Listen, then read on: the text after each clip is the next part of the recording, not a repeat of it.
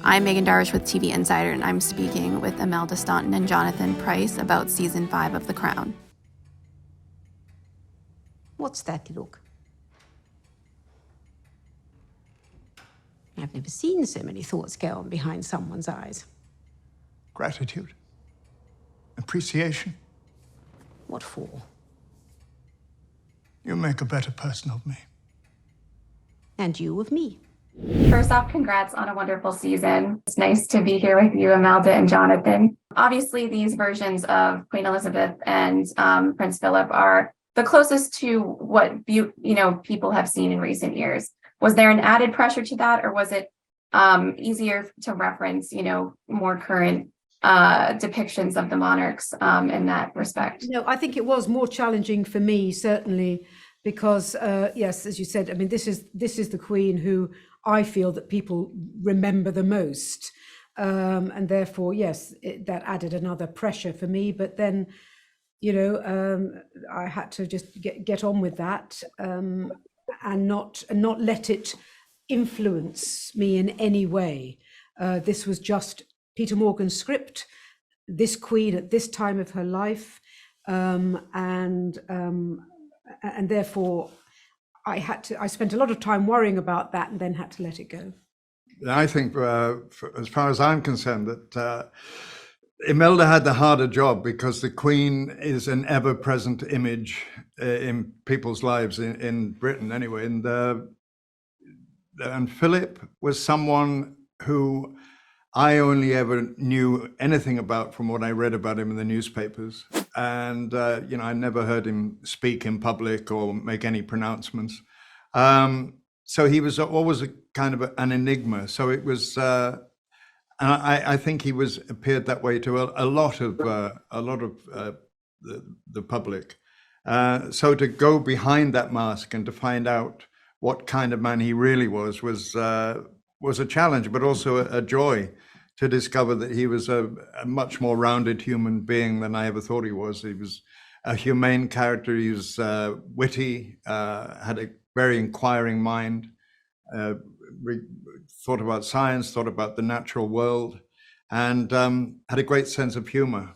And that was, so I had a good time exploring all that.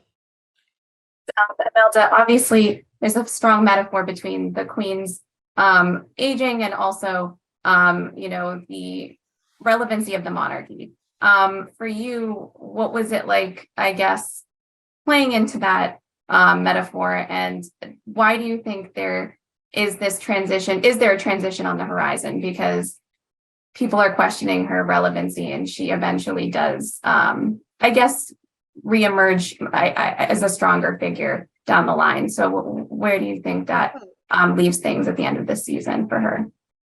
Well, she had to pay attention to what was going on around her, and which I think she's done throughout her life. And dramatically, of course, it was in a way more interesting that was happening at the same time that her children were getting divorced, and so there was a lot of turmoil, and this was a problem that she had to either put to one side or look at it and think what she could do, or what she could hold on to. And of course, that's a great thing for an actor to have a tension, to have to play against something, or or lean into a situation which is difficult. So as far as acting was concerned, that was very satisfying to do. Sure. And Jonathan, you mentioned Prince Philip's kind of softer side, and I would argue it was a vulnerable side for him to build this new relationship with Penelope this season. What was it like getting to explore that and get to show off that vulnerable side of the prince that people didn't see behind closed doors? Well, of course, it was a friendship and a part of Philip's life that I knew nothing about at all. It was never mentioned in newspapers or magazines or any television program. And when Peter Morgan first mentioned it to me that he was going to explore this part of Philip's life, I was rather nervous because I thought, well, what am I going to be exposing about someone's private life? And And of course, when I read the script and as we explored it, it is just exactly what you see on the screen. It's a benign friendship brought about through his sympathetic approach to Penny at the loss of her child. And it's a friendship and a companionship that grew from that. And, it's like my relationship with Imelda acting. We've known each other for 30 years. So there was an ease in our relationship on the screen. I've known Natasha for over 25 years or more.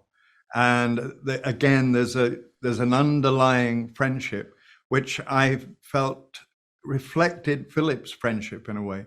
So there was no acting required. It was just the meeting of two minds. Well, I know that I enjoyed the season, and I know that the fans are sure too as well. But Imelda, Jonathan, I appreciate your time, and again, congrats on season 5 of The Crown. Thank you. Thanks so much. Thank you. You can watch The Crown now on Netflix, and for more videos like this, subscribe to TV Insider.